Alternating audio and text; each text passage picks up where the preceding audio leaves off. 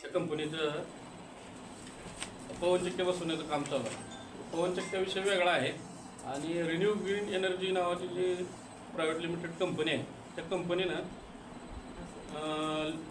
लिंबे चिंचोळ्या गावापासून परळी थर्मलला एक DC line लायचं म्हणजे लाईटचं टावर टाकायचं काम चालू आहे।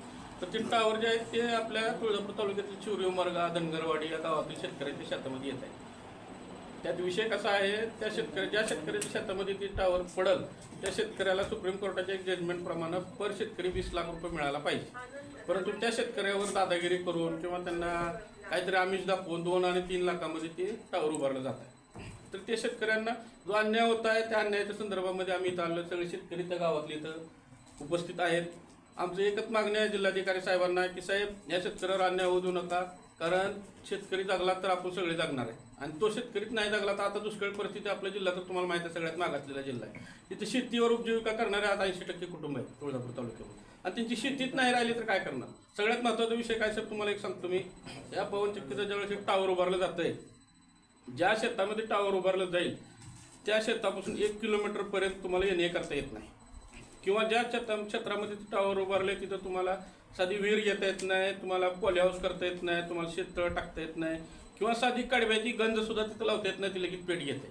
त्यामुळे त्या शेतकऱ्याचं 1 एकर ते 1.5 एकर रान त्या टावरमध्ये तसंच पडून राहणार, त्याला काहीही करता येत नाही, त्याची भले इच्छा असू द्या करता येत नाही। आता 2 आणि 3 एकरवाले शेतकरी आहेत, 1 एकरमध्ये त्याचं टावर गेलं आणि 2 एकर राहिलेल्या जागेमध्ये त्याने काय करावं।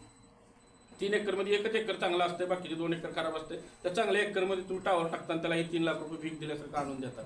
त्याच्या पुढच्या पिढीनं काय करायचं, त्याची पुढची पिढी संपणार आहे, यांचं 40 वर्ष तिथं राहणार आहे। बरं ही कंपनी काही समाजसेवा म्हणून करायला का हो? समाजसेवा नाही। त्या कंपनीचं काम काय, टावर उभा करणे, लाईट जनरेट करणे, ती लाईट केंद्र सरकारला विकणे। ती विकतात कसे त्याचे रेट आपल्याला माहीत नाहीत, त्यांचं गुलदस्त्यात असतं सगळं।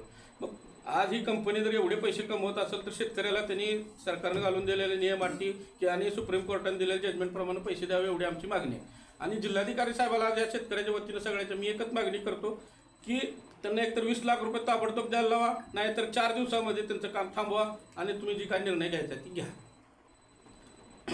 दुसरी गोष्ट अजून त्याच्यामध्ये तुम्हाला सांगतो, खरं तर मला एक बोलायचं होतं, त्याच्यामध्ये पवनचक्कीचे अधिकारी किंवा जी कंपनीची मालक आहेत ती तेवढे दोषी नाही का, तर त्यांचा धंदा आहे, त्यांनी इथं आल्यानंतर धंदा करणार, पैसे मिळवण्यासाठी माणूस कल्पकता बरेचसे करते। बाबा आपल्याला कमी भांडवलामध्ये धंदा होत असेल तर जास्त उत्पन्न मिळवणार परत साहजिक आहे। ह्याच्यामध्ये दोषी आहेत बघा आपले तहसीलदार, SDM, तुळजापूर पोलीस स्टेशनचं पोलीस खातं आणि नळदुर्ग पोलीस स्टेशन। अहो ते नळदुर्गला तर असं झालंय बघा, आता मी तुम्हाला एक सांगतो, सगळ्याला माहीत असेल आपल्या भावकीमध्ये समजा 2 भावामध्ये भांडण आहे आणि कोर्टानं मला ताबा घ्या म्हणून सांगितलं जमिनीचं। मी पोलीस स्टेशनला गेलो, मला साहेब संरक्षण द्या, मला ताबा घ्यायचा, माझा भाऊ किंवा माझी भावकी मला मारल, त्याला पोलीस संरक्षण नाही म्हणून सांगते, पोलीस आमच्याकडे उपलब्ध नाहीत, आम्ही देऊ शकत नाही, आम्हाला ही कामं आहे, आम्हाला ती कामं, 2 महिने त्याला हेलपाटे लावायला होते। ह्या पवनचक्कीतून त्यांचं एवढं काय गोड बंगाला हो, ते पवनचक्कीच्या त्या अधिकाऱ्यानं कुणी सांगितलं त्यांना साहेब आपल्याला या शेतकऱ्याच्या शेतात जायचं आणि त्यांना आम्हाला काम करू दे ना, 10 मिनिटात गाडी येते, PSI येतं आणि त्याला त्या शेतकऱ्याला दाब देते आणि तुमचं ते लगेच टावर उभा करायला होते। ती कुठली पद्धत काढली, मोगलाई आहे का महाराष्ट्रामध्ये?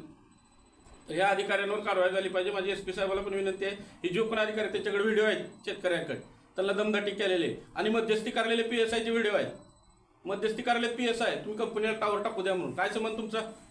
तुम्ही कोण कंपनीचे मालक आहेत का तुम्ही शासनाच्या प्रतिनिधी म्हणजे काय? तुम्हाला काम काय आहे, लोकांचं सदरक्षण आहे, खलनिग्रहण आहे, एवढंच काम करायचं। तुम्ही शेतकऱ्याला अन्याय व्हायला तर तुम्ही जायचे, तुम्ही पवनचक्कीच्या अन्यायावर जाणार, असे सगळे धंदे चालू आहेत। ह्याच्या विरोधामध्ये आमचंही आज मागण्या एवढे सगळे अजून पण शेतकरी येणार होते पण काय लाईटीमुळे काय याच्यामुळे आलेलं नाहीत। तुम्ही शेतकऱ्यांना पण विचारू शकता त्याची काय आहे ती समर इनामदार म्हणून शेतकरी, तुम्ही सांगा तुमचं काय ती काका कशा झाले, जी शेतकरी आहेत त्यांचं बी शेती गेली, त्यांचं पण गेलं, हो त्यांचं पण गेलं, त्यांचं पण गेलं, त्यांचं गेलं, तुमची सांगा काय होता आमदाराला आधी पहिला